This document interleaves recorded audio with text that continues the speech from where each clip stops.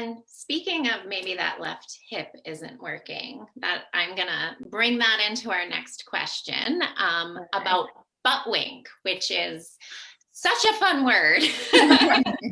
Are you going to demo? Do you want to demo, Carrie Ann, the buttwink? The buttwink? Okay, yeah. So typically when we're going into a squat, we want to have a nice curve in our lower back, but when you go down, that's buttwink. Okay, so, and I don't get why it's called that, I guess, but that is buttwink. And so the difference between those positions of proper squat, improper squat, or buttwink is not about your butt at all, but it is mainly about hip flexion and how we're getting our hip to load. So yeah, I don't know. Lisa, do you want to start with your approaches on buttwink fix? Yeah, that's a really good demo. And I would say, just kind of like how you're describing, like you want to have this nice hinge at your hips, but you're maintaining a good low back position. So that way the work is actually staying in your hips, right? So when you're doing your squats, you're not going from starting in your hips and starting in your glutes and starting in your legs to like, now it's all erectors. And then suddenly you squat one day and you herniate something. Then we get a phone call. It's usually not fun. And we even had a client, not that long ago, back when the gyms were open out here in California.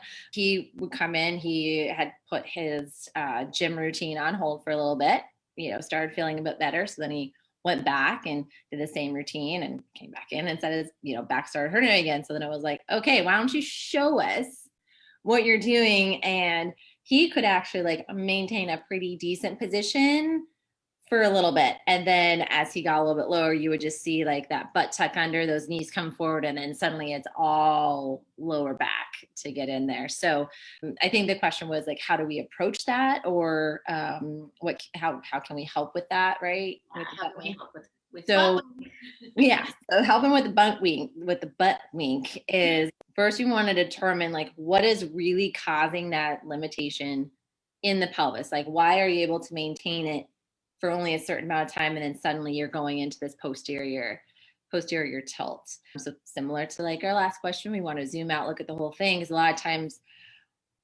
of times I would say you're probably looking at something is really tight inside the hip. So maybe inside the hip socket, you're going to get something that might be a little bit stuck, that causes the femur to deviate. So now you don't have that smooth transition with the pelvis moving over the femur. But in other cases, you're going to start to see a lot of that upper back come into play. And then, looking at their pictures, you could probably have a good idea that like there's probably not a lot of mobility in that thoracic spine where there should be. So then, the conversation comes out, okay, this part of your spine doesn't move, right? So then your cervical spine, which should be stable, your lumbar spine, which should be fairly stable, one of those is going to compensate for the lack of mobility in your thoracic spine, right? So in order to perform that that movement, you still want to be able to do it, but your body's going to, again, compensate. So as you get lower, you don't have the strength or the mobility in your hips to support that, either because it hasn't been there for a long time or because your upper back has just taken over and that's where all your power is. So then we want to talk about, can you even maintain a straight spine in general, right? So maybe checking their cats and dogs, or maybe how well do they do a down dog? Is it all like shoulders and thoracic, but, starting to get more mobility where there should be, which would be thoracic spine. And that would also be the hip sockets themselves. Those should also be mobile. That's most likely where we're going to start. How we go about that for every person obviously is different because everybody has different needs. They have different movement patterns, which is why it's, such a customized program for people. But I would say in general, that's how we would tackle the issue of the butt wink, is just figure out what is causing that posterior tilt to occur and how can we actually get that to be maintained as you go. And a lot of times as people go through their program, you'll see those squat in the beginning, not so pretty.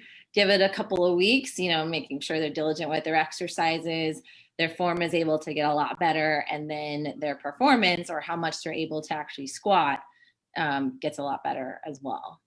Yeah, I mean, you summed it up really well. I think that was a great explanation. And just looking at the question that was submitted, he also mentioned that he thinks this might be a source of low back pain and medial knee pain. And so this is tying into everything we've been talking about, right? Is like there are going to be like other red flags, other issues. And it just by the way he asked the question, like, I think you know what you're talking about. Like, you know your body. And I love to tell my clients that too, like we do, you know, our clients know their body the best. Like nobody else, literally nobody else can feel what you're feeling.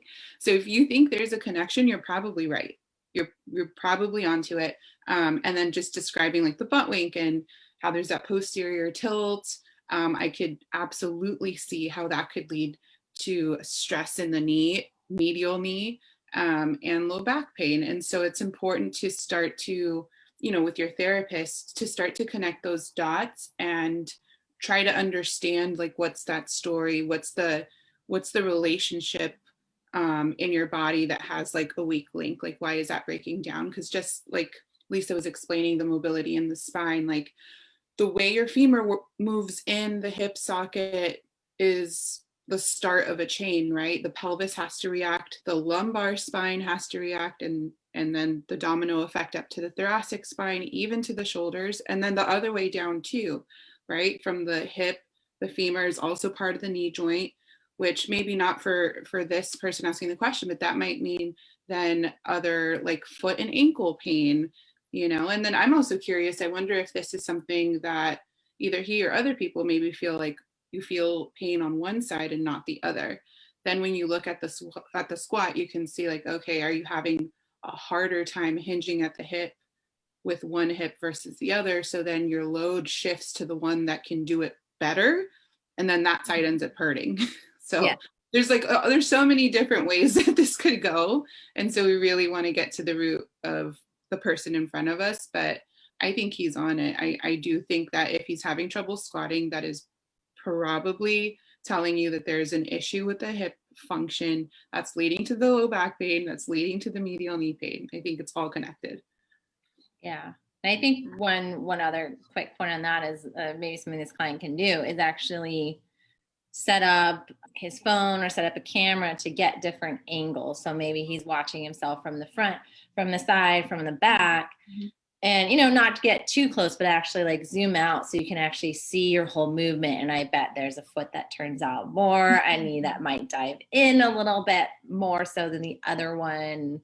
You'll see a lot just by watching your actual movement too. Mm-hmm. That's a great suggestion. Yeah. And that brings me on what I wanted to say. Sometimes it's about perfect practice. And, you know, we always want to say you want to make progress and not worry about being perfect, but you should master a weightless squat. You should be able to get into perfect form and perform that action before you go to pick up a weight. And it's ironic that we had this question because my first client today was total butt wink. And what had happened is he had been with Egoscue for a while and he was feeling great and he wasn't having any pain or symptom and he was getting stronger and he did return to working out. And a lot of times people fall off the wagon when they feel better. Because if you're not having pain, you're like, oh, I'm fixed, I'm done. I don't need to get to my Egoscue every day. I can do it, you know, once a week, twice a week. And what happened was he was stronger. He was able to bend over and pick up weights, but every time he squatted, and it's interesting that you went thoracic, he was not even using weights. He was miming for me how he would then pick up his weights. And so if he's doing that and you're getting all that thoracic rounding, there's no way that you're going to be able to get any kind of curve in your lower back. It's impossible. So he was a little sad that he had to put down the weights and stop, but he did get it that like you have to stay within your range of motion and you really need to practice your range of motion to increase your range of motion. And it isn't always about, well, I can do it. I can pick up that much weight and I feel fine. Sure, everybody feels fine doing things all the time until they don't, because what can happen is when you're using those wrong muscles, when you're using those muscles that are meant to stabilize or help out, you're just strengthening them. And then those are the muscles that you use, and that's how compensations and dysfunctions happen. So it is about repetition. It is about perfect practice. And then to the client who submitted the question, clearly he is paying attention to his body. So he is somebody that perfect practice would really work for him, because he can watch and he can see how his body changes. And you'll know once that knee doesn't dive in, the pain will go away, and you can feel in your body what changes you have to make to have that feeling set in and feel great, and then go into your good squats without your butt wink.